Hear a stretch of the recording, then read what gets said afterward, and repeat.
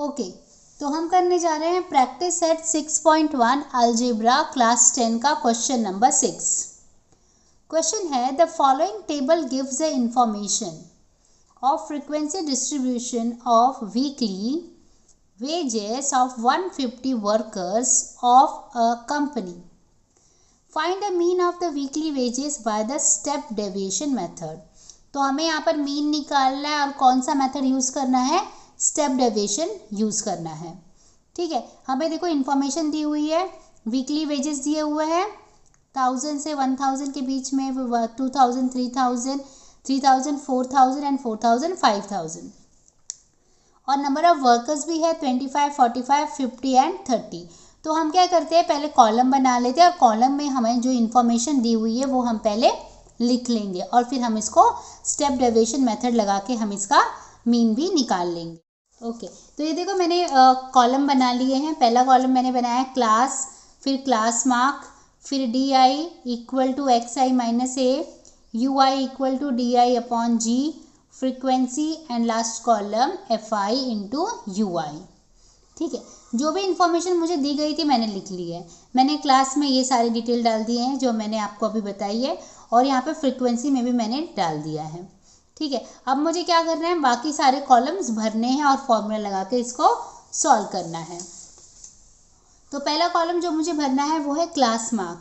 Class mark हमें पता है हम कैसे निकालते हैं, हम क्लास मार्क में जो भी वैल्यूज़ है उसको ऐड करके उसको 2 से डिवाइड करते हैं। तो देखो यहाँ पे 1000 प्लस 2000 मतलब 3000 डिवाइडेड बाई 2 मतलब यहाँ पे 1500 आ जाएगा। ठीक है, वैसे ही बाकी सब क्लास के लिए हम लोग कर लेंगे। तो यहाँ पे आ जाएगा 2500, यहाँ पे आ जाएगा 3500 और लास्ट कॉलम में आ जाएगा 4500। ठीक है, अगला कॉलम हमारा आता है D I equal to X I minus A, लेकिन हमें ए पता होना चाहिए। तो हम ए कैसे निकालेंगे, हम फ्रीक्वेंसी टेबल में देखते हैं सबसे ज़्यादा वैल्यू किसकी है, तो ये रहा 50। तो यहीं पर हमारा ए हमें मिल जाता है। तो क्लास मार्क में जो वैल्यू हमें 50 पर मिलेगी वो हम लिख लेंगे। वैसे ए आप किसी को भी लोगे आपका वैल्यू सही ही आता है, तो लेकिन हम यहाँ पे जैसे हमें सिस्टम में बताया है हम वैसे सॉल्व करेंगे। ठीक है, आप चेक कर लेना, आप ए का वैल्यू कुछ और भी अगर लेते हैं तो भी आपको यही वैल्यू आएगा, आपका आंसर करेक्ट आएगा। तो ठीक है, हमें ए मिल गया। अब हम लोग डी आई कैसे निकालेंगे, देखो एक्स आई मतलब 1500 माइनस ए मतलब 3500। जब हम माइनस करेंगे तो हमें यहाँ पे 2000 मिल जाएगा लेकिन नेगेटिव में। वैसे ही बाकी कर लेंगे, यहाँ पे माइनस 1000 आ जाएगा, यहाँ पर 0 आ जाएगा और यहाँ पर 1000। ठीक है, अब हम क्या निकालेंगे, हम यू आई निकालेंगे। यू आई कैसे मिलेगा, डी आई अपॉन जी। लेकिन ये जी क्या है, देखो ये जो जी है ना, ये क्लास में डिफरेंस कितना है, जैसे 1000 और 2000 में कितने का डिफरेंस आ रहा है, 1000 जो थ्रू आउट मेंटेन है। देखो 2000, 3000 में डिफरेंस 1000 का आ रहा है। तो जो हमारा जो डिफरेंस आ रहा है क्लास में उसे हम जी समझते हैं, तो यहाँ पे वो जी ये हो जाएगा। डी आई क्या है, डी आई तो हमको पहले से मालूम है, देखो यहाँ पे -2000, यहाँ पे -1000 एंड लाइक दैट। तो यहाँ पे हम लोग यू आई निकालेंगे। कैसे करेंगे हम लोग, डी आई मतलब -2000 डिवाइडेड बाय 1000, तो कितना आ जाएगा, यहाँ पे -2 आ जाएगा, यहाँ पर -1 आ जाएगा, यहाँ पर 0 और यहाँ पर 1 आ जाएगा। ठीक है, अब हमारे पास सिर्फ एक लास्ट कॉलम बचता है, वो हम कर लेते हैं। कैसे आएगा वो, एफ आई इंटू यू आई। देखो एफ आई तो पता है ये वाला कॉलम और इंटू यू आई मतलब ये वाला कॉलम।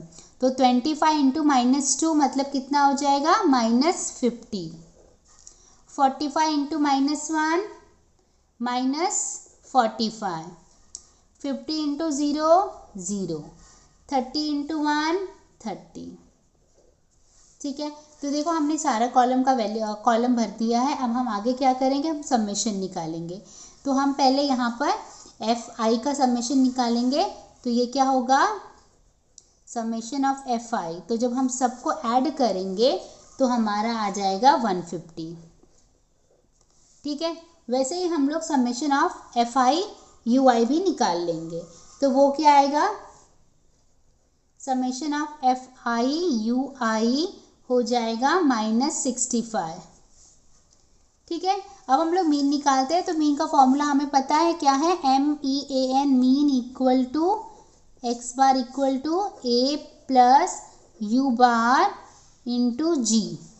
देखो A तो हमें पता है कितना है, 3500 हमने यहाँ पे निकाला था ना, वही लिखना है यहाँ पर।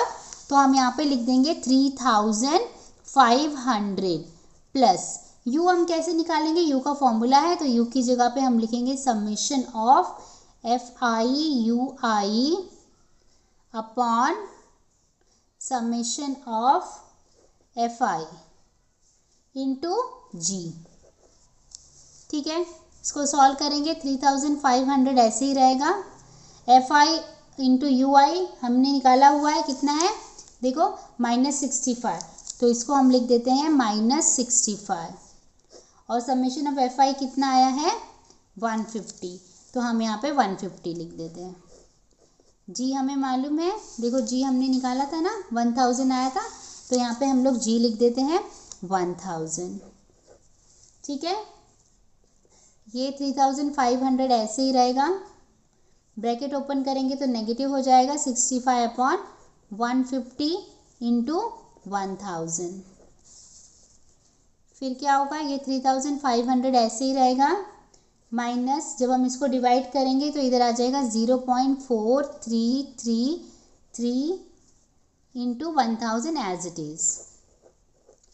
ठीक है, ये 3500 एज इट इज़, और यहाँ पे जब ये मल्टीप्लाई होगा तो ये 433.3 बन जाएगा। ठीक है, जब हम लोग इसको सब्ट्रैक्ट करेंगे तो ये आ जाएगा 3066.6। ठीक है, जो थोड़ा बहुत किसी किसी का आंसर शायद ऐसा भी आया होगा अप्रॉक्सीमेटली 3067, तो भी आंसर सही है, क्योंकि ये इस क्वेश्चन में थोड़ा बहुत डेसिमल वाले नंबर्स इधर उधर हो जाते हैं। तो this is also right answer. तो आई होप आपको समझा है। Thank you very much.